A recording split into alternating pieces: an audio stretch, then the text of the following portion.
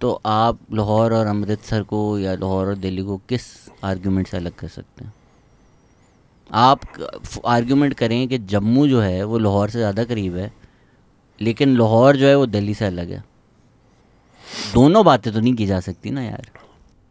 It's not about one community, one nation, one country. ठीक है, America भी करता है, मुसलमानों को गलत दिखाता है, इंडिया भी करता है वो मुसलमानों को। तो जहाँ करता है ना, जो भी करता है वो गलत करता है। अगर अमेरिका मुसलमानों को गलत पोर्ट्रे करता है और आप इसको इस्लामोफोबिया कहते हैं तो बिल्कुल ठीक कहते हैं।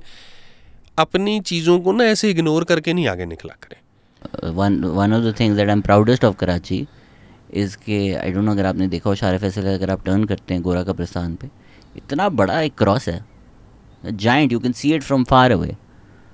आई थिंक ये लाहौर में नहीं हो सकता।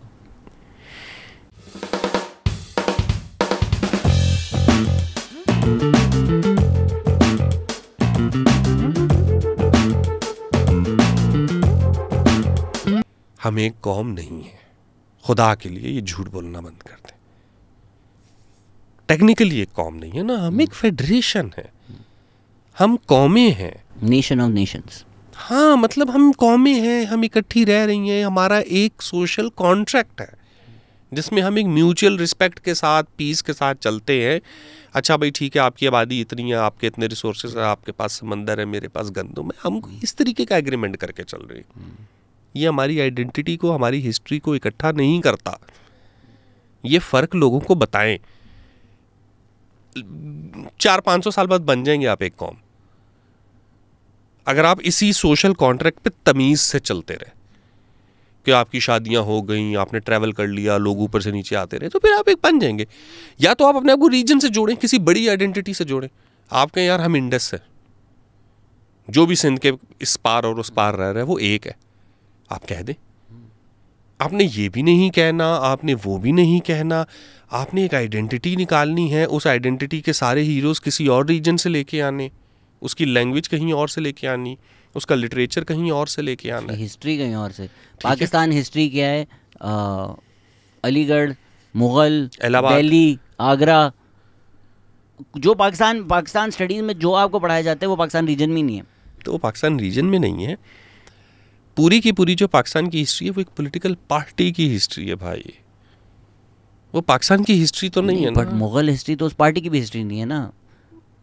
वो जोड़ने की कोशिश कर ले भले, वो इसलिए चाहिए, नहीं हाँ, है। वो इसलिए चाहिए। देखें, एक ठीक है, एक विद सेंचुरीज अफगान भी आए हैं, अरब भी आए हैं, सेंट्रल एशियन भी आए हैं, मुगल्स वगैरह ये सब आए, ये इस खत्ते में रहे, नहीं मिक्स हुए।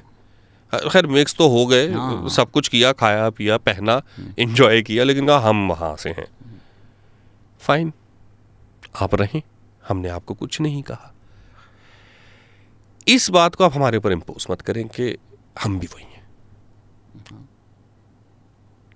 ये आइडेंटिटी, अब आपने मिसाल के तौर पे अगर आपने आइडेंटिटी निकाली ही थी कि पाकिस्तान एक मुल्क होगा, तो वो मुल्क होगा मुसलमानों का। सर इसमें अगर, क्योंकि बात रह जाएगी, फैसल बड़ाई से बड़ी अच्छी बात की। उन्होंने बोला कि भाई आपको ज़रूरत क्या थी? हो सकता था आप अपने आप को कहते थे वेस्ट इंडिया, एक एग्जिस्टिंग आइडेंटिटी है।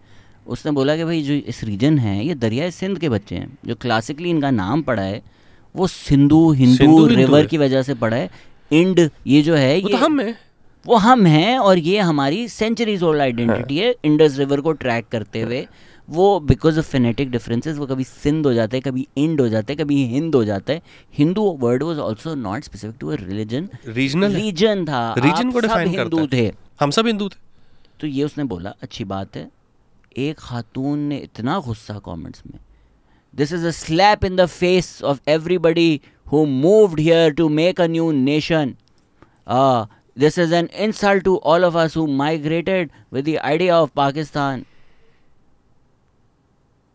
कुछ लोग कहीं रह रहे हैं, अगर फ़लस्तीन के लोग आज कहते हैं कि भाई हम यहाँ रहते थे, ये हमारा आइडिया है, आगे से वो कहें कि this is a slap in the face of all the Jews who came to make a Jewish settlement. नहीं भाई, ये खित्ते की अपनी तारीख़ है, आप उस खित्ते में आएँ, आप वेलकम। मेरी बात को गलत मत समझें, मैं उस तरह का आदमी नहीं हूँ कि निकलो ये वो। मैं यहाँ पैदा हुआ हूँ, आज हम डिनर पे बात कर रहे थे ना, अगर मैं हूँ एक आदमी से पूछ रहा है आपकी एथनिसिटी क्या है, क्योंकि आप नहीं बता सकते। वो और मैं रोड पे चल रहे होंगे, कोई नहीं बोलेगा कि यार ये महाजर है, ये सिंधी है, ये उर्दू स्पीकिंग है, ये पंजाबी है, वो साथ ही हम लगेंगे। कोई फॉरेनर तो मर के नहीं बता सकता। हम इधर पैदा हुए, कोई फ़र्क नहीं पड़ता ना कि यार मेरे आबाओ अजदाद कहाँ से आए थे, आपके आबाओ अजदाद कहाँ से आए थे। भाई तू इस घर में पैदा हुआ, मैं इस घर में पैदा हूँ, तेरा बाप उस घर में पैदा हुआ, मेरा बाप इस घर में पैदा हुआ है। Let's be done with that, we are all here, we are all.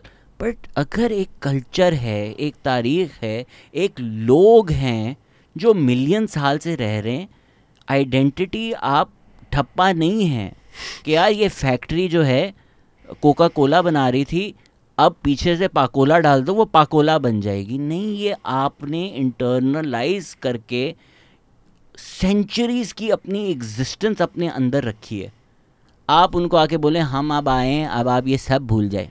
क्यों भाई, क्यों? You are welcome, you are welcome to preserve your identity as well.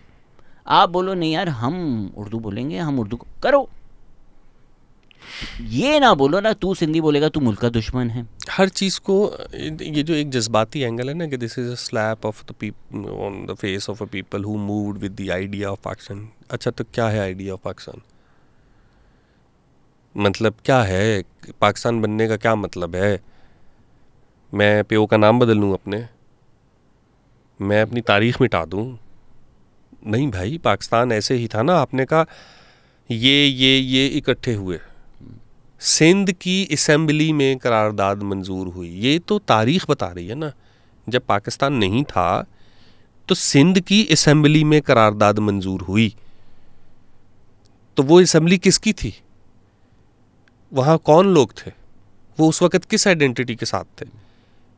मेरे वालिद साहब की जो पैदाइश है वो पाकिस्तान बनने से पहले की है, 1944 की है। और फिर पाकिस्तान बनने के कुछ महीने बाद आपने वो अयूब खोड़ो की गवर्नमेंट को डिसमिस कर दिया सिंध। ठीक है, अपना बंदा गवर्नर। आज के मोहसिन नकवी नजर आते हैं, उस टाइम जो मोहसिन खैबर पख्तूनख्वा की गवर्नमेंट हफ्ते बाद पाकिस्तान 14 अगस्त को बनाए, 22 अगस्त तक खैबर पख्तूनख्वा की गवर्नमेंट डिसमिस होके वहाँ अपना गवर्नर लग चुका था। मैसेकर किया आपने केपी में, आपने लोगों डायरेक्ट फायर खोल के मारे, आपने पूरी की पूरी खुदाई खिदमतगार की मूवमेंट के ऊपर क्रैकडाउन किया है। Who were the ruling party with Congress in a coalition? Yes. Yeah. Muslim League was not in power in Khyber Pakhtunkhwa. बस कुछ भी नहीं था ना वहाँ पे। ठीक है, एक तो आपने उनके ऊपर ज़बरदस्ती अपनी राय मुसल्लत की, मुसल्लत करने के बाद आपने कहा कि अब इसको शऊरी तौर पे तस्लीम कर लो। और मैं अगेन वही कह रहा हूँ कि हाँ, as a federation, as a social contract और एज अ रिजीम मैं एक्सेप्ट करता हूँ, क्योंकि मैं मानता हूँ बादशाह इधर उधर होते रहते हैं, कभी इलाका आपका इधर आ जाता है, कभी उधर चला जाता है, फाइन।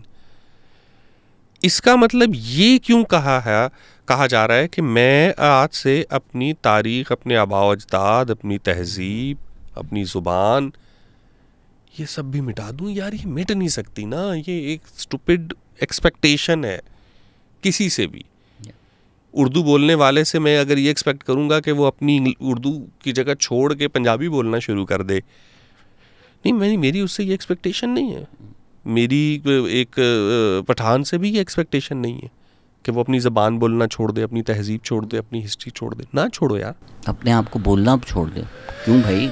आप रखें जो आपकी हिस्ट्री है, आप रखें जो आपकी तहजीब है, सकाफ़त है। अब मुझे बताएं, क्या आपकी तहजीब में को एग्जिस्टेंस का कॉन्सेप्ट है? सर्वाइवल का कॉन्सेप्ट है? दूसरे के साथ म्यूचुअली चीज़ों को पॉलिटिकली डायलॉग के ज़रिए सॉर्ट आउट करने का कॉन्सेप्ट है, एबिलिटी है, या इम्पोज करने का कॉन्सेप्ट है? ये इसीलिए हर उस कम्युनिटी को पाकिस्तान में, it's not just matter with the Sindhis, Baloch के साथ भी है, कश्मीरी के साथ भी है। अब देखें, पंजाबी जाहिर बात है सबने नहीं, बट आई थिंक पंजाबी जो एलीट थी एटलीस्ट, उन्होंने बड़ा विलिंगली किया कि हम पंजाबी को रेलीगेट करके अब उर्दू और पाकिस्तानी बनेंगे।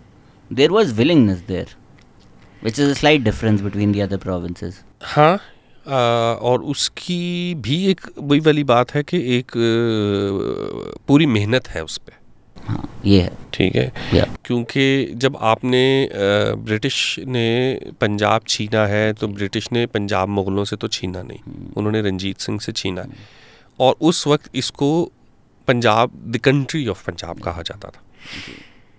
और आपने लैंग्वेज के अगेंस्ट काम किया, आपने उनकी एजुकेशन के अगेंस्ट काम सिखों किया, और मुसलमानों को तोड़ने के लिए। हाँ ना, बिल्कुल 100% आदिल भाई। और उसमें एक मेरी ना पिछले दिनों एक बड़ी हमारा एक दोस्त है, उसके साथ में बैठ के, for people who want to know more, Tariq Rahman साहब का काम पढ़ लें, आप ज़रा परेशान ही हो जाएंगे। जिनको लगता है ना कि ये उर्दू तो पाकिस्तान की है, कौन जाकर उर्दू पढ़ाता था, क्यों पढ़ाता था? वो ब्रिटिश था, वो गोरा था। खैबर पख्तूनख्वा में मेरे ख्याल से पहला जो उर्दू का स्कूल है वो उन्होंने बनाया, जानबूझ के आपको अलग करने के लिए कि ये पंजाबी होने पे ना मिल जाएं। ये इनको पता हो कि तू सिख है और तू मुसलमान है और तुम दोनों हो ही अलग, ऐसा ना हो मिलकर अबे चल आपस में लड़ो मरो। हालांकि वो दोनों एक है। हाँ, एक से मुराद ये है कि ठीक है उसका मज़हब और है, उसका मज़हब और है, गाने तो एक ही के सुन रहे हैं ना। आप चमकीला देखते हैं तो आपको नहीं लगता कि अंदरून लाहौर की कहानी हो सकती है भाई? क्यों नहीं हो सर सकती? अगर ये नहीं है रियलिटी तो मुझे बताएं कि सिद्धू मूसेवाला क्यों इस साइड के लोगों का आइडियल है? बताओ यार, ट्रकों पर जो ईसा खेलवी वाली ऑडियंस है उनके लिए सिद्धू मूसेवाला हीरो है। मैं खुद परेशान हो गया बर्गर था। बच्चों की गाड़ियों पे उसके स्टेंसिल्स बने हुए। सर बर्गरों में तो वो मेरे ख्याल से मरने के बाद पॉपुलर हुआ है ना, पंजाबी अवाम में masses which was very surprising to me. masses में। I didn't know सिद्धू, मुझे पता चला सिद्धू मूसेवाले का उसके मरने के बाद। अच्छा, मैं तो इसका नहीं, जब मैंने देखा कि पंजाब की अवाम, ट्रक ड्राइवर वो सदमे में, मैंने बोला ये हुआ क्या है? ये वजह है कि दिलजीत दोसांझ क्लिक करता है। भाई वो लैंग्वेज वो है, वो फ्लेवर वो है, वो सिंबल्स वो हैं, वो मेटाफर्स हैं, मतलब आप कनेक्ट, आपको एकदम बात समझ आती है, आपको उसका चस्का आता है, आप उसके साथ कनेक्ट करते हो। इसीलिए मैं तो पागल नहीं देखता ना दिलजीत की, मैं तो नहीं देख रहा कि ओ दिलजीत सिख है यार मैंने इसका गाने नहीं सुनना, ऐसे नहीं होता। आपने देखी वैसे चमकीला? बड़ी मजे की मूवी है यार। नहीं, चमकीला मैंने अभी तक नहीं देखी, बट ऑफ कोर्स अरे यार ज़बरदस्त मूवी थी। इसमें पीपल ऑल्सो डोंट रियलाइज कि जब आप अपना कल्चर रेलीगेट करके ना, एक आप सेंचुरीज डिलीट करके बोलते हैं नहीं हम ये 30 साल का जो है ना ये अब हमारा कल्चर है, तो वो दुनिया भी उसकी इज्जत नहीं करता। दिलजीत को कोचेला बुलाते हैं क्योंकि बोलता है मैं पंजाबी हूँ। हेडलाइन जब आती है फर्स्ट पंजाबी सिंगर इंडिया में, ये नहीं हो जाता मुल्क का गद्दार तूने इंडियन की जगह पंजाबी कैसे बोला? आई एम श्योर अब क्योंकि थोड़ी हेट्रेड है ये करते होंगे, अब थोड़ी ज़्यादा है। बट फॉर इंस्टेंस RRR कोई कदगद नहीं है कि यार एक मलयालम है, साउथ इंडियन फिल्म, मलयालम है या मलयालम ही, I think, please correct me, I know lot of people South India listen to them, they are very offended if I get this wrong, माफ़ कर दीजिएगा। साउथ इंडियन की मूवी है, उनकी ज़बान में उनके एक्टर्स हैं जिनकी उनकी शक्लें वो कोशिश नहीं कर रहे कुछ और लगने की, वो दुनिया देखती है, बोलती है वाओ। हम बोलते हम पाकिस्तानी फिल्म बनाएं, पाकिस्तानी फिल्म कोई चीज़ ही नहीं है। मतलब यार मौला जट भी इसलिए चलिए क्लिक की है क्योंकि वो एक पंजाबी फिल्म है, उसकी एक पंजाबी हिस्ट्री है। मेरी अब आपने एक और नया मेरा मुद्दा मेरे सामने जिस पे मेरा लोगों से इख्तलाफ होता रहता है। एक तो ये कि बहुत सारे लोग ये कहते हैं कि यार ज़्यादा दौर में आके ना हमारी इंडस्ट्री तबाह हो गई, तो मैं उनसे अक्सर कहता हूँ ज़्यादा दौर से पहले आप कौन सा लेनिन पे फिल्में बना रहे थे? पहले भी आप नॉर्मल लव स्टोरियाँ बनाते रहते। ज़िया ने लव स्टोरियाँ तो मना नहीं की थी बनाने से, ठीक है। And there is no difference, right? अगर आप वहीद मुराद को देखते हैं या आप शाहरुख खान को देखते हैं, भाई जाहिर बात है सिमिलैरिटीज़ होंगी, same culture, same performance history से चीज़ें निकल रही हैं, स्टोरियाँ निकल रही हैं। वो एक बहुत बड़ा स्टार था वहीद मुराद, ठीक है ना, कि जिसको पूरा पाकिस्तान फॉलो करता था। आई एम श्योर इंडिया में भी करते होंगे, ठीक है, इंडिया में भी करते होंगे। उसका एक स्टाइल था, उसका कुर्ता, उसकी चादर, उसके बाल, उसका बोलना। बट हम स्पेल गलत करते हैं लोग, हमें छोड़कर आर से होता है भाई। उसमें एक चीज़ हम भूल जाते हैं कि वो सिनेमा जो था ना वो बहुत अच्छा सिनेमा था, लेकिन वो सिनेमा एलीट का सिनेमा था। यस, थोड़े से पढ़े लिखे लोग, थोड़े से पैसे वाले लोग, साहिब हैसियत लोग सिनेमा जाते थे। उसके बाद एक सिनेमा आया जो मासेस का सिनेमा था। आहो यार, मैंने ना उस ज़माने में अर्ली 90s में अखबार में ना इश्तिहार आता होता था कि एक फ़िल्म कितनी स्क्रीनों पे लगी हुई है, और हम ना गिनते थे। तो राई साहब की फिल्में जो है ना वो 35, 40 स्क्रीनों पे एक टाइम पे लगी होती थी। ये तो उसको भी, राही को भी मरने के बाद इन्होंने थोड़ी सी तमीज़ के साथ पुकारना शुरू कर दिया और ये कर दिया।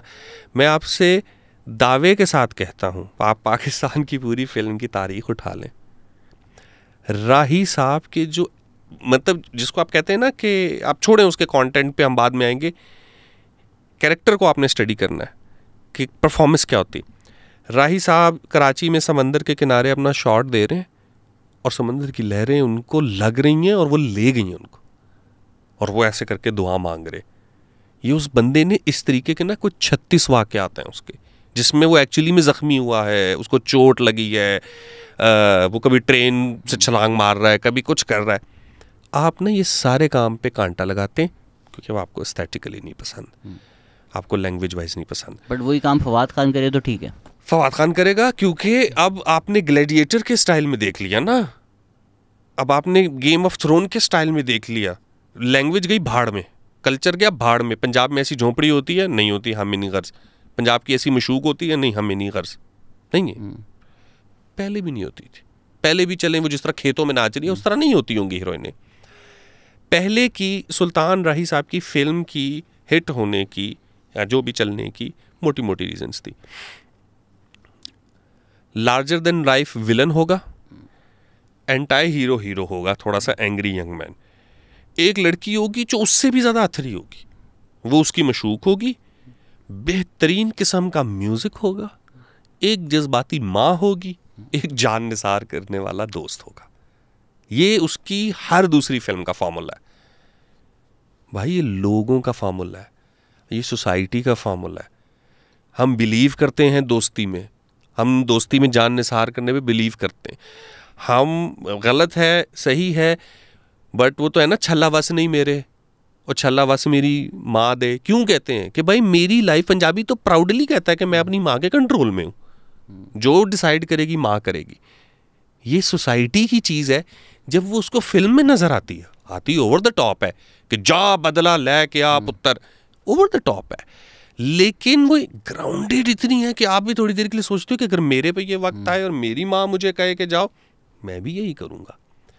It is closer to reality, it is closer to masses. और आपने उसको हमेशा डिसरिस्पेक्ट किया, आपने उसको ओन नहीं किया, आपने उसको ग्रो नहीं करने दिया। पंजाबी और पश्तो सिनेमा आज भी सरवाइव कर रहा है अपने उन पे। अरे ये जो हम उसकी रिवाइवल की कभी किसी ने बात नहीं की, वो आज भी फिल्म बनाते हैं, उनकी फिल्म चल जाती है। ये तो आप लोकल सिनेमा की बात कर रहे हैं, बट इवन अगर ये जो सुहेल अहमद फिल्में करते हैं इंटरनेशनल वाली, अबे ये हमारी फिल्में ज़्यादा चलती हैं। हाँ, ये इतना बिजनेस करती हैं, इतना बिजनेस करती हैं। ये इफ्तिखार ठाकुर वगैरह ये जितने गए हैं और ये सब पंजाबी फिल्म्स करके आए हैं। ये पाकिस्तान में जो लगी भी हैं, कैरी ऑन जटा ने बहुत हाउसफुल था, कुत्तों की तरह बिजनेस किया। आप जो अपनी तरफ से हर मूवी रिवाइवल बनाते हैं, वो नहीं, आपकी ज़्यादा फिल्में हिट कौन सी हुई हैं जिसमें आपने पंजाब नहीं जाऊंगी, जिसमें आपने कुछ सीखा उस फार्मूले से, आपने कोशिश की उसको यूज़ करने की। और आपने 3-4 फिल्में आपने मिक्स की, 15-16 आपने उसमें डुअल किस्म के जोक्स डाले। उसके बाद किसी पाकिस्तानी फिल्म का म्यूज़िक बता दें मुझे, गाना बता दें यार। वो मुझे गाना बहुत अच्छा लगता है, फहाद मुस्तफ़ा का जो है मोहल्ले विच लोड वेडिंग का चूक नहीं है, मोहल्ले क्या है वो नहीं है, मोहल्ले विच चूक ना करी, I think that's what it is. यार मुझे गाना बहुत अच्छा लगता है। गाना वो होता है चला नहीं, पता नहीं क्यों। हाँ, तो जो नहीं चला ना, मुझे गाने वो हैं जो आवाम गाती है, गाने वो हैं जो शादियों पे गाए जा रहे होते हैं, गाड़ियों में सुने जा रहे होते हैं। एक और भी मुझे अच्छा लगता है, मेहंदी का गाना है, आई थिंक शहरियार मुनव्वर की कोई मूवी है, शक्कर वड्डा तो was famous before the movie, they used it, that's ना ना डोरे डाल लड़ गईयां मुझे वो भी पसंद है यार। सर सुपरफिशियल सी फिल्में आप बनाते हैं। बिन तेरे क्या जीना भी बहुत अच्छा था, तेरा बन्ना सवरना। अब आपने एक और बंदा मुझे याद दिला दिया। वो तो आप ठीक है, उस पे नहीं आएंगे यार। जवाद भाई नहीं, जवाद भाई नहीं। ये जो फिल्म थी ना मूसा खान, अच्छा उस टाइम के तो बड़े अच्छे गाने हैं यार, ये चूड़ियाँ वूड़ियाँ, ये वो बाबर अली के। चूड़ियाँ का बेहतरीन म्यूजिक हाँ था। तो उस टाइम के तो बड़ा बेहतरीन मेमोरेबल म्यूजिक है यार। सर मैं आपसे कहता हूँ कि जिनको काम करना आता है ना, बाबर अली ने कोई मेरा ख्याल है साल में ना, बाबर अली ने और रीमा ने कोई 2 साल के अंदर, मुझे कंफर्म नहीं याद, लेकिन इनकी लाइक एक सीक्वेंस में ना कोई 9 को 10 फिल्में हिट हुई थी जोड़ी में। बाकी अलग हैं कि जो बाबर अली रेशम के साथ आ रहा है या मीरा के साथ आ रहा है या किसी और के साथ आ रहा है, सिर्फ रीमा के साथ उसकी जोड़ी में इतनी फिल्में हिट थी। फॉर्मूला सिंपल था, एक हीरो होगा, उसने एक हीरोइन को पटाना है, एक उसका फनी दोस्त होगा रैम्बो जो कॉमेडी क्रिएट कर रहा है। रैम्बो से पहले ये काम रंगीला कर रहा था, वो नदीम के साथ आया करता था। भाई आप फॉर्मूला तो बनाओ ना जो मासेस के साथ थोड़ा सा कनेक्ट करता है। अब हमारे बहुत सारे बड़े ये जो फिल्म थी ना बिन तेरे क्या जीना, इसका म्यूजिक दिया था जवाद ने। फिल्म मैंने सिनेमा जाके देखी थी ईद के दिन। ईद के दिन टिकट लेना बहुत मुश्किल होता था, मतलब ऐसा खिड़की तोड़ शो होता था। मूसा खान की स्टोरी ये कि एक वादी है आर्टिफिशियल सी, उसका नाम है कश्मीरपुर, और वहाँ हिंदुओं की हुकूमत है, और वो हिंदू भी सारे ना चोटी वाले हैं। बस वो मुसलमानों की बच्चियाँ उठा रहे हैं, बेच रहे हैं, उनको कत्ल कर रहे हैं। और फिर शान है जो एक मौलवी साहब का बेटा है, और वो मौलवी साहब भी उन हिंदुओं ने ही मारा हुआ है। तो वो आबिद अली थे उनके वालिद, वो मरने से पहले ना जब उनके ऊपर हिंदू अटैक करते हैं तो वो अपनी तस्बीह आसमान में फेंकते हैं, वो ऊपर जाती है, वो एकदम से तलवार बनती है, नीचे आती है, फिर उस तलवार के साथ फाइट करते हैं, फिर बेचारे शहीद हो जाते हैं। इंस्टाग्राम ट्रांजिशन उन्होंने उस टाइम दे दिया था आपको। हाँ तो फिर वो शहीद हो जाते हैं। उसके बाद जब पेशान बागी हो जाता है, मज़हब से दूर चला जाता है, लेकिन फिर हिंदुओं से लड़ाई होती है, वो दोबारा अपने मज़हब पे आता है। जब वो अपने मज़हब पे वापस आता है तो ऐन लड़ाई के बीच में साइमा के ऊपर शान का पीछे वो घर उड़ा के चले जाते हैं हिंदू, बड़ी लंबी चौड़ी उसकी स्टोरी है। तो वक्त नमाज आ जाता है। ये वो वाली है जो गन्स यूं जा, अरे वो क्या एपिक सीन है यार। बताएं। हमने तो सिनेमा में देखा, हमने बड़ा एंजॉय किया। अब मुझे ना इस चीज सीन तो बताएं यार। वो यही ना कि बीच उसमें लड़ाई हो जाती है, तो शान फिर बंदूक जो है ना वो अपने 6 साल के बेटे को देता है और कहता है कि तुम जो है ना मतलब वो लड़ाई जारी रखो हिंदुओं से, मैं नमाज पढ़ता हूँ। और फिर पीछे जवाद अहमद का वो था, मेरी जिंद जान तू, मेरा सिनेमा वैसे बड़ा अच्छा लगा था, मजा आता है। जवाद अहमद के गाने वैसे बहुत अच्छे हैं। थोड़े क्या हो गया यार बस ठीक है। न कलम ना लगे रात कलम कली में पाकिस्तान की जो आखिरी उम्मीद है ना उसको आप रहने दें, ठीक है। तेरे बिन टोलना नहीं अच्छा है ठीक है। मर जानी तेरे बिना। अच्छा वो गन तो बताया ना उसने, वो सलाम फेरा। हाँ तो फिर वो अब देखे ना, एक आदमी है वो आपको मारने आया, हाँ, और उसके हाथ में AK-47 है, और वो ना एक गोली मार रहा है। ऐसा जाहिल का बच्चा है वो। भाई तू बरस चला यार, खत्म कर कहानी। अच्छा वो एक गोली चला रहा है, और मजे की बात है कि अगर आप नॉर्मल स्पीड पे नमाज पढ़ रहे हो, गाना जवाद अहमद की तरह, मेरे बाल भी जवाद अहमद की तरह हो गए। आप जब नमाज पढ़ते हैं मिसाल के तौर पे, आप रुकू में जाते हैं, रुकू से आप उठते हैं, फिर आप सजदे में जाते हैं, सजदे से फिर जब आप तहय्यात पे बैठते हैं तो तहय्यात में टाइम लगता है। वो एक नॉर्मल स्पीड से भी अगर आप पढ़ रहे हो तो 2-4 मिनट तो लग जाएंगे ना, तो उस दरमियान में गोली लग जाती। लेकिन नहीं, वो गोली तब मारता है जब एग्जैक्ट शान सलाम फेरने के लिए, ठीक है, तो वो यहाँ से जाती है, फिर वो यहाँ से जाती है, और फिर जब आखिरी ऑप्शन होती है कि जब वो दुआ करने के लिए उसने हाथ उठाया, तब तो सीधी आके लगनी चाहिए, तो वो ऐसे करता है और वो इधर आके रुक जाती है, फिर वो ऐसे करके। नहीं, मैट्रिक्स में ही हो तो आपको अच्छा लगता है, शान भाई करें तो आपको अच्छा नहीं लगता, क्योंकि मैट्रिक्स में वो इसकी रीजन देते हैं, ठीक है, वो एक वर्ल्ड क्रिएट करते हैं जिसमें ये पॉसिबिलिटीज है। It's not happening for one person miraculously. मुझे इस चीज़ से मसला नहीं है, मुझे सिर्फ इस चीज़ से मसला है, आप वो फिल्म कभी बैठ के देखें। जिस तरह आपने बताई है, नहीं यार, मैं नहीं देखनी यार, आप देखा करें ना, आप एक रिलीजन के अगेंस्ट हेट स्प्रेड कर रहे हैं। It's not about one community, one nation, one country, ठीक है। अमेरिका भी करता है, मुसलमानों को गलत दिखाता है, इंडिया भी करता है, वो मुसलमानों को, तो जहाँ करता है ना, जो भी करता है वो गलत करता है। अगर अमेरिका मुसलमानों को गलत पोर्ट्रे करता है और आप इसको इस्लामोफोबिया कहते हैं तो बिल्कुल ठीक कहते हैं। अपनी चीज़ों को ना ऐसे इग्नोर करके नहीं आगे निकला करें। But- शान की एक फिल्म नहीं है, शान की ऐसी कई फिल्म्स हैं। एक फिल्म में वो लाइक अब तो ज़रा ज़्यादा बढ़ चुका है with BJP and RSS and Hindutva and everything, but पहले जो पुरानी मूवीज़ भी थी ना, they were more anti Pakistan than anti Muslim. को हमेशा एक कैरेक्टर ज़रूर होता था जो मुसलमान हो, इकबाल नाम होता था उसका, जो कि मैं अपने तिरंगे के लिए जान भी दे सकता हूँ, सामने खड़े वाला मतलब वो आपको बताता था कि भाई रिलीजन नहीं है, मैं मुसलमान हूँ लेकिन मैं तिरंगे के लिए लड़ूंगा, मरूंगा, और मरता भी था वो। हाँ, वो बेचारा मर जाता था। तो मरता था। एक दोस्त होता सनी था, देओल की चीख भी आती थी, सैड वर्जन हो, संदेश से आते हैं।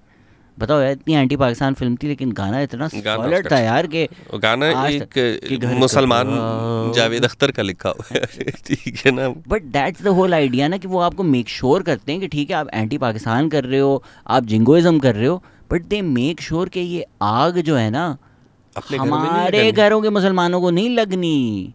हम तो कहते हैं नहीं भाई, हिंदुओं को मारो। नहीं हमारे, क्योंकि हमारे नज़दीक हिंदू सिर्फ इंडिया में होता है, और अगर हमारे आसपास कहीं है तो वो अभी तक कन्वर्ट क्यों नहीं हुआ? आई डोंट नो, हम सिंधियों में तो ऐसा नहीं है, आप बताएं क्या?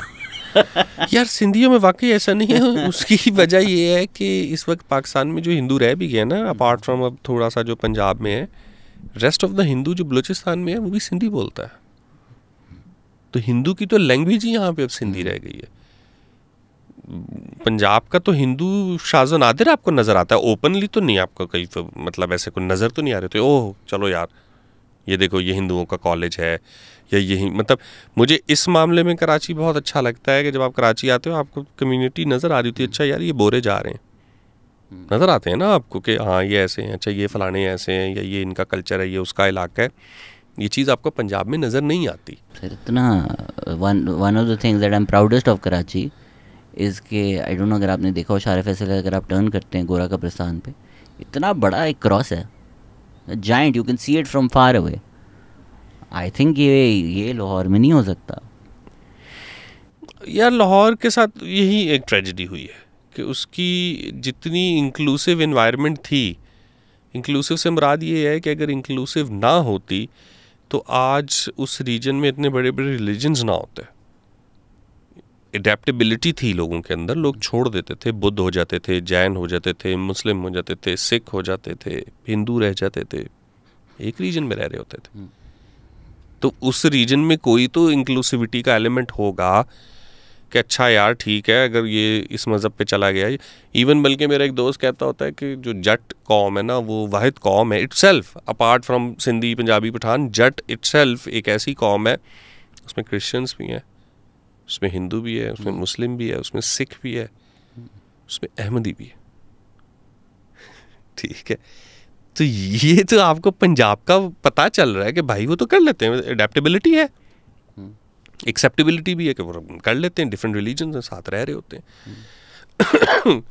जब आप उनको सेपरेट करेंगे, और सेपरेट करने के लिए देखें ना, जब आप कोर्स में ये पढ़ाएंगे कि जब पंजाब पे सिखों का कब्जा हो गया, ओ यार सिख गुजरांवाला से उठे थे, लाहौर आ गए, ये कब्जा है। और समरकंद, बुखारा और गजनी से आने वालों ने यहाँ पे अपनी सल्तनतें कायम की हैं, यहाँ पे कब्जे नहीं किए, वो सल्तनतें कायम हुई हैं। वो हम बताएंगे नहीं आमिर मुगल किसके लिए समरकंद और बुखारा देने के लिए, ये बात नहीं बताएंगे। गुजरांवाला का जो बंदा है या जो फैसलाबाद का बंदा है, उसको आप मजहब की बेस पे उस इलाके से ही डिसोन कर रहे हो। तो पंजाब के साथ ये ट्रेजेडी हुई है और वो आप भुगत रहे हैं ना। सर ये देखें ना, हम ऑडियो बोलते हैं, ये चीज़ें कितनी बैलेंस्ड हैं सारी, थोड़ी वो है वो, इस तरह ऑडियो बैलेंस होती है। अब मैं ये सारी ज़ीरो करके एक पूरी ऊपर कर दूं और बोलूँ चलो बेटा पॉडकास्ट सुनो, लोगों के कान फट जाएंगे ना। तो आपने हर चीज़ ज़ीरो करके कांटा लगा के मिटा कर बोला ओनली थिंग दैट मैटर्स। तो आप वो जो को एग्जिस्टेंस की बात कर रहे हैं भाई, एक सेंस ऑफ बीइंग पंजाबी अगर आप में एग्जिस्ट करता है, वो बाहर आके रेडक्लिफ साहब को बॉर्डर बना के बताने की ज़रूरत नहीं है। आप लाहौर से दिल्ली चले जाएं, आप ठीक है नॉर्मल अपने लोग हैं सारे, उसकी वजह से भी कोई एग्जिस्टेंस होती है। वहाँ सालों साल साथ रहे हैं, ये रहे हैं। उसमें आप अगर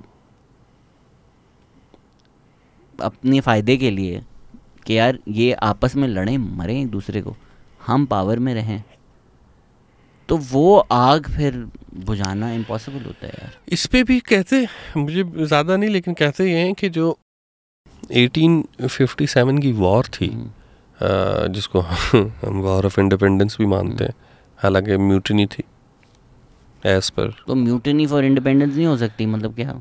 नहीं, क्यों भाई?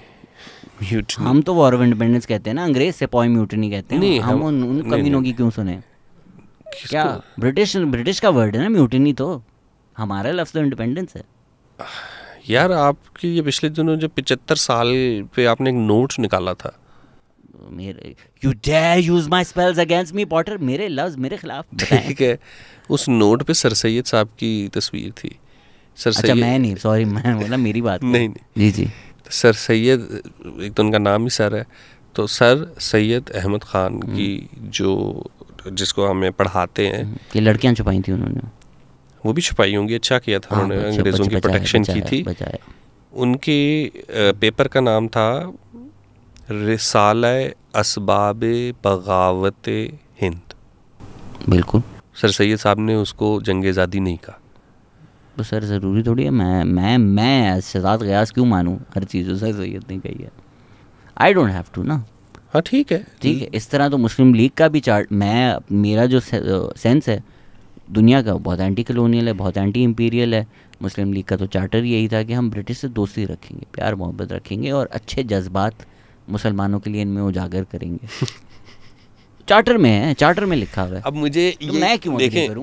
खैर, हम डिस्ट्रैक्ट हो गए। आप वॉर ऑफ इंडिपेंडेंस का पॉइंट क्या था आपका? वॉर ऑफ इंडिपेंडेंस का पॉइंट ये था कि जब म्यूटनी हुई, जिसको हम वॉर ऑफ इंडिपेंडेंस कहते हैं, आज़ादी, हाँ आप वॉर ऑफ इंडिपेंडेंस कह लें, म्यूटनी कह लें, उससे फ़र्क चले अगर कुछ पड़ता भी, क्योंकि हम फिर या तो मेरा फिर ये कि या तो फिर सर सैयद को भी साइड पे कर दें, उसको भी फिर ब्रिटिश की जगह रखें, उसको आपने अपना हीरो भी रखा है साथ, अब वॉर ऑफ इंडिपेंडेंस भी कहते हैं, तो मैं कंफ्यूज हो जाता हूँ। तो मैं तो उनके असबाब बगावत हिंद को पढ़ के आया। आप तो हैं भी, आज किसी ने आपको नाम दिया ना, मंगल पांडे। हाँ, मैं तो मंगल पांडे हूँ। मैं तो सतगुरु का बचपन कहता हूँ। तो जब ये लड़ाई चली थी, तो उस लड़ाई से आपने हासिल क्या किया? आपने यही हासिल किया ना कि यार ये इकट्ठे जब बैठते हैं ना तो एक हो जाते हैं, इनमें कोई इतना फ़र्क है नहीं, ये हिंदू में, ये सिख में, ये मुसलमान में। But if I remember correctly, war of independence हिंदू मुस्लिम ने मिलकर की थी, बट जो एक सिखों का रेजिमेंट था वो तो ब्रिटिश की साइड पे था। पंजाब से आपने एक फ़ौज बुलाई थी, हाँ, उसको ख़त्म करने के लिए। तो वो सिख वो हाँ, वो नहीं, उसको सिख आप ऐसे कंसीडर ना करें, सिख रेजिमेंट उसको तरह का था। उसको वो ये था कि वो रिसेंटली ज्वाइंट फोर्स थी। जब पंजाब फतह हुआ था तो फिर जो भी वो बाकी के जो लोग थे वो उनके साथ आ गए थे, जो पुराने फौजी थे। लेकिन जो हिंदू पंजाबी है ना, हम एक तो उसको पंजाबी नहीं कंसीडर करते, ये भी हमारी एक वो है। तो हिंदू और मुसलमान और सिख की जो भी उस वक्त की एक मुश्तरका ये लड़ाई थी कि जी हमने आज़ादी लेनी है। जो सामने मारने आए थे उसमें भी सब इकट्ठे थे। ज़्यादा ऑफ कोर्स पंजाब से ही बंदे गए थे जिन्होंने उस म्यूटनी को ख़त्म किया था, लेकिन लोग ये भी नहीं फिर बताते कि पंजाब को जिन्होंने कब्ज़ा किया था और ब्रिटिश के लिए कब्ज़ा किया था वो लोग कहाँ से आए थे, वो भी तो किसी इलाके से आए थे ना। तो ये इसलिए इसको इस तरीके से देखने का मकसद ये है कि एक फ़ौज में आपके पास ये सारे रिलीजन के लोग थे और आपने कहा यही सबसे बड़ा हमारे लिए मसला है कि ये जब इकट्ठे बैठेंगे इन्होंने हमें मारना है। ये एकदम से भूल जाएंगे कि हमारा आपस में क्या मसला है। हालांकि आप देखें, हमें यही बताया ना, हम 1947 की बात कर रहे हैं, हम 2024 के पाकिस्तान की बात नहीं कर रहे कि हम उनकी बात कर रहे हैं। रंजीत सिंह ने घोड़े बांधे। अच्छा, रंजीत सिंह ने जो भी जुल्म किए वो किए होंगे, लेकिन जो लोग पंजाब में रह रहे थे ना, उन्होंने उससे पहले 200-300 साल ना सिखों के साथ होने वाला जुल्म देख लिया था। उनको शायद बुरा भी ना लगा हो, बुरा लगता तो रेजिस्ट करते। मुस्लिम पंजाबी मेजॉरिटी में था जिसने अफगान और सिख की लड़ाई में खामोशी इख्तियार की। भाई साथ दे देता ना वो, उसने नहीं साथ दिया, वो आराम से चुप करके साइड पे हो गया। उसने कहा मारो, और जब उसकी हुकूमत आ गई तो कोई म्यूटनी भी नहीं हुई, उसके वजीर भी मुस्लिम्स थे रंजीत सिंह के, और भी है, क्योंकि मुल्क था, आप अकेले तो चला नहीं सकते, तो आपने सबको मिला के चलाया, उसने भी इसी तरीके से मिला के चलाया।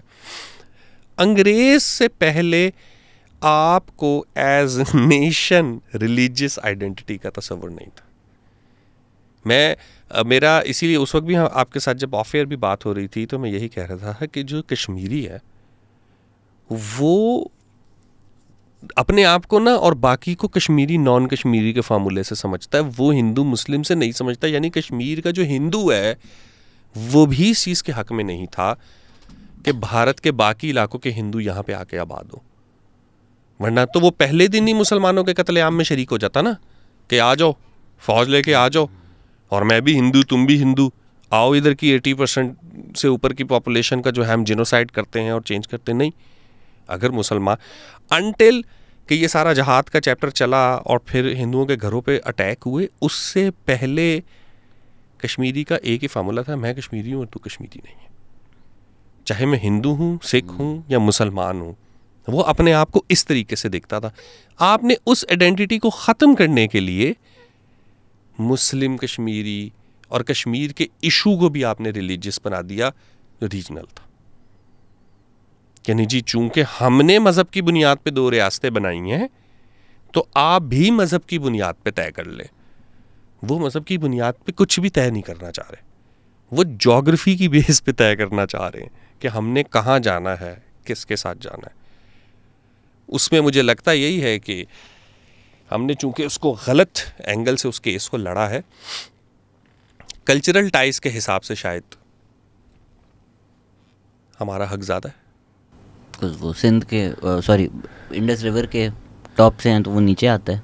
इंडस रिवर, आपके सारे ज़मीनी रास्ते, पिंडी, लाहौर, पूरे जीटी रोड पे जितने बड़े शहर हैं ना मेरे भाई, लाहौर, गुजरांवाला, गुजरात, वज़ीराबाद, लाला मूसा, पिंडी तक आप चले जाएं, झेलम, इन शहरों की एक बड़ी आबादी कश्मीरी आबादी है। इन शहरों का जो कल्चर है, जिसको हम अक्सर पंजाबी कल्चर कहते हैं, वो असल में कश्मीरी कल्चर है। Nawaz Sharif is also Kashmiri, but isn't he Punjabi Kashmiri? His wife is Kulsoom Nawaz, late Kulsoom Nawaz. Nawaz Sharif is Mughal, हमेशा से बादशाह था वो। ठीक है, तो मैं ये नहीं कहता कि हाँ उनका दिल्ली के साथ भी उतना ही ताल्लुक है, और फिर पुरानी रिलीजियस साइट्स के हिसाब से भी एक बहुत गहरा ताल्लुक होगा, पर ज़्यादा शायद इस तरफ दरिया आ रहे हैं, इस तरफ लोगों की माइग्रेशन हो रही। जब भी लोग माइग्रेशन करके आए हैं तो मेजॉरिटी यहाँ आए हैं, यहाँ आके रह रहे हैं। सैलाब आया तो यहाँ नीचे आ गए। लैंग्वेज किससे ज़्यादा मिलती है, तो वो भी यहाँ पे पूरा जम्मू जो बोली बोलता है वो नीचे सियालकोट तक आती है भाई। क्या बोलते हैं जम्मू में? जम्मू वाले वो है ना आपके जो हमारे पास मुसीबत जो कश्मीर है, वो पहाड़, कुछ इलाके में वो कहते हैं पहाड़ी बोल रहे हैं, कुछ में वो गोजरी बोल रहे हैं, कुछ में हिंदको बोल रहे हैं, कुछ में पोटोहारी बोल रहे हैं। एक ही ज़ुबान है ऑलमोस्ट, थोड़ा फ़र्क है रीजन के हिसाब से। तो जो जम्मू का इलाका है वो तो ऑलमोस्ट पंजाब जैसा है। वादी कश्मीर और है, लद्दाख और है।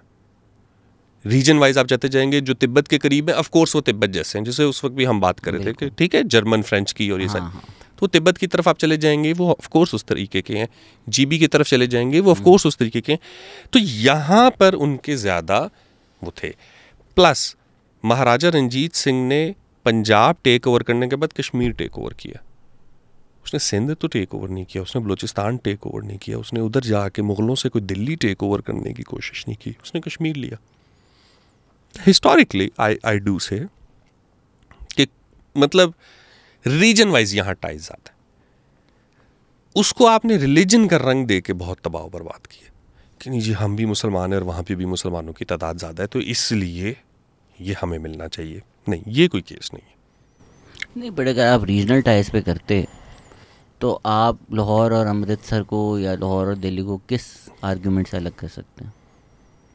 आप आर्ग्यूमेंट करें कि जम्मू जो है वो लाहौर से ज़्यादा करीब है, लेकिन लाहौर जो है वो दिल्ली से अलग है। दोनों बातें तो नहीं की जा सकती ना यार। नहीं वो तो यार मैं तो उस तरह की तकसीम को ही नहीं मानता ना, शुरू से ही नहीं। मैं तो वही कह रहा हूँ कि हमने चूंकि कहा कि हमने मज़हब की बुनियाद पे मुल्क तकसीम कर लिया है, तो आप भी डिसाइड करें। हमने ही शुरू में जिस तरीके से वहाँ पे भी और यहाँ पे भी, ये सिर्फ मुस्लिम लीग का एजेंडा नहीं था, कांग्रेस भी इस डिसीजन से सहमत थी, उसने एक्सेप्ट किया था, चाहे वो माने या ना माने। ये तकसीम पे दोनों राजी थे, ये इसमें दोनों को फ़ायदा नज़र आ रहा था। यही अब मुझे लगता है कि जैसे हमने एक अपने ऊपर एक मुस्लिम आइडेंटिटी का ज़ोर ज़बरदस्ती वो किया, इंडिया के साथ इससे बड़ी और क्या ट्रेजेडी है कि आप उसको ज़बरदस्ती एक हिंदू आइडेंटिटी बना रहे हो। अभी वो सिराज ने वर्ल्ड कप की जीत का वो ट्वीट कर दी थी कि अल्लाह का शुक्र है हम वर्ल्ड कप जीत गए, लोग उस पर भी उसको नीचे कह रहे। अल्लाह ने जिताना होता तो पाकिस्तान जीतता। ठीक है, सो इंडिया को भी आपने एक आइडेंटिटी दे दी कि तुम एक हिंदू आइडेंटिटी वाले मुल्क हो, ये मुल्क हिंदू की बेस पे हिंदू। अब देखो ये तो हिंदू का मुल्क है भाई, मुसलमान तो अपना हिस्सा ले गए। नहीं, मुसलमान और हिंदू की बात ही नहीं थी। जब पंजाब में रह रहा था वो हिंदू था, वो पंजाबी हिंदू था, जो सिंध में रह रहा था वो सिंधी हिंदू था, और ये दोनों सेम हिंदू नहीं है। मतलब रिलीजन वाइज सेम होंगे, लेकिन जैसे मैं ईरानी के साथ तो नहीं रहता ना, या मैं कहूँ आज से मैं तुर्क के साथ रहूँगा कि हम दोनों नहीं, तो हम वो अलग हैं वो अलग हैं। तो बिल्कुल इस तरीके से यहाँ पे जो कल्चरल डिफरेंसेस थे वो मौजूद थे। आदिल भाई 12 घंटे पहले हम लोग मिले थे, कैसे लगे आपको 12 घंटे मेरे साथ गुजार के? यार बहुत अच्छे लगे, बहुत। मुझे ये नहीं पता कि इस पॉडकास्ट में इतनी ऊपर नीचे बातें हुई है। पता नहीं, मुझे तो याद भी नहीं पॉडकास्ट शुरू कब की, कब शुरू की थी, कई सालों पहले। 2 hours and 15 minutes माशाल्लाह। वैसे हम इससे लंबी भी कर चुके हैं वैसे तो पॉडकास्ट यार। हाँ लेकिन कोई रह गया जिस पे आपने खार उतार दी? आप बता रहे थे कि किसी ने कोई बात की जो आपको नहीं अच्छी लगी, वो अगली के लिए रखें या आप एड्रेस करना चाहते हैं? नहीं वो फिर सही। थैंक यू आदिल भाई, आप कराची आए। नहीं इस माइक पे चलो और कुछ नहीं, 30-35 मिनट के पीसेस भी निकल आएंगे तो आई वुड अप्रिशिएट कि एक अच्छे साउंड के साथ तो चलो पॉडकास्ट टाइम, क्योंकि मुझे बहुत इश्तियाक था आपके इस स्टूडियो में बैठ के पॉडकास्ट रिकॉर्ड। कैसा लगा हमारा हम्बल अबोर्ड? यार इट्स नाइस, आई थिंक मज़ेदार पैकेज है, और मुझे बड़ी हैरान नज़र आ रहा है आपको स्टूडियो। मुझे इस चीज़ पे थोड़ी सी वैसे है कि माशाल्लाह सादगी में आपने काफ़ी बड़े लोग अपनी पॉडकास्ट पे इकट्ठे तो किए, दैट टेल्स अ लॉट कि चैनल की रिप्यूट है, कंटेंट की रिप्यूट है। X ministers, ex finance ministers और एक्स पीएम तक के लोग इधर आए, इसी छोटी सी जगह में बेचारे आए। एक एक्स मिनिस्टर आके परेशान हो गए थे कि मैंने बोला चलिए रिकॉर्डिंग करते हैं। सर रिकॉर्डिंग से पहले तो मुझे ये समझाओ कि ऐसा लग रहा है कि मैं किडनैप होने वाला हूँ, नीचे कोई आया है छोटी सी गली में लेकर ऊपर आया है, कहाँ हम बैठे, यहाँ से बैठे तुम चैनल्स क्यों डर रहे हैं तुमसे? मैं तो ऐसा कुछ नहीं कह रहा, मुझे तुम्हें पता नहीं है। मैं अच्छा मैं कुछ डराने के लिए किसी को कर नहीं रहा। तो हाँ छोटा सा सेटअप है, हम्बल है। नहीं इस मुल्क में डराने के लिए आपके हाथ में बंदूक होना ज़रूरी नहीं है। इस मुल्क में किसी भी साहिबे इल्म, साहिबे अकल और साहिबे ज़ुबान शख्स से लोग डरते हैं। मुझसे नहीं डरना चाहिए यार, मेरे पास क्योंकि ये तीनों चीज़ें नहीं है। मैं एक मस्खरा हूँ छोटा सा, और तो फिर आप मस्खरे रहे ना, मेरे जैसे संजीदा लोगों को क्यों बुला के लेके आते हैं आप अपने इस प्लेटफॉर्म पे, क्यों जगह देते हैं? आप वेट, आप सीरियसली बातें कर रहे थे? मुझे लगा ये पूरा कॉमेडी शो था। हाँ नहीं ये पूरा कॉमेडी शो नहीं, पूरा सीरियस था ये। आप लोगों को आप प्रोपेगेंडा करते हैं, आप अपने इस टेबल के इस पार लोगों को बिठाते हैं, एक सर्टेन किस्म का नैरेटिव फैलाते हैं। क्या नैरेटिव है वो? और उसके लिए अफसोस की बात यह है कि आपके पास पैसे भी नहीं है। अगर आपको कोई पैसे नहीं दे रहा तो आप काहे को ये कंटेंट बना रहे हैं? सर मैंने आपको खाना खिलाया आज, मैं बताएं आपको, मैंने इतने साल लाहौर का खाना खाने के बाद एक आदमी कराची का खाना खाया और फिर वो ग्रेटिट्यूड भी नहीं दिखा रहा। शर्म आनी चाहिए आप लोग। नहीं मैं तो आपसे यही कह रहा हूँ कि अगर आप वो जो मिनिस्टर थे वो बिल्कुल ठीक परेशान हुए होंगे कि यार अगर इसके पास पैसे नहीं है तो ये काम कर क्यों रहा है? ताकि पैसे मिल जाए ना ताकि हम यार पेड काम करो। आपकी क्या राय है अभी जो मरियम नवाज ने पेड कैंपेन की है? अच्छा मुझे पता नहीं चला। अच्छा मैंने वो आपकी पॉडकास्ट का थंबनेल देखा था और कुछ इधर उधर देखा था। वो मुझे फिर वही वाली बात है कि जो भी इमरान खान के अलावा किसी से पैसे पकड़ेगा वो लिफाफा है। वो जो इमरान खान के लिए लिफाफा पकड़ है वो नजराना है, वो हक की आवाज़ है। इंशाल्लाह हमारे भी दिल में हक की आवाज़ जागे, ताकि हम ये जो झूठे मकारों को सपोर्ट करते हैं और इम्पोर्टेड यूएस उसके फेवर में बातें करते हैं, ये छोड़ें, हम सच बोलें, हक की आवाज़ बुलंद करें। अदील अफजल, खुदा आपको खुश रखे। आज हेडफोन्स पहन के आपको लग रहा होगा कि आप वापस अपने रेडियो वाले दिनों में आ गए हैं। इतनी सेंसिटिव है, मुझे अपने सांस की आवाज़ बार बार सुनाई दे रही है। सर ऑडियंस को भी सुनाई दे रही है, मुझे भी सुनाई दे रही है। मैं सोच ही रहा था कि यार ये आदमी बीमार तो नहीं है, ये वीज़ क्यों कर रहे हैं यार, ये वीज़ थोड़ी वीजिंग की आवाज़ें आ रही थी। खैर अब हम एमी ड्रैग कर रहे हैं शो को। सर बहुत शुक्रिया। रात के 5 बजे सुबह 3 बजे की फ्लाइट है। थैंक यू सर, आप आए। Thank you for listening, take care, bye.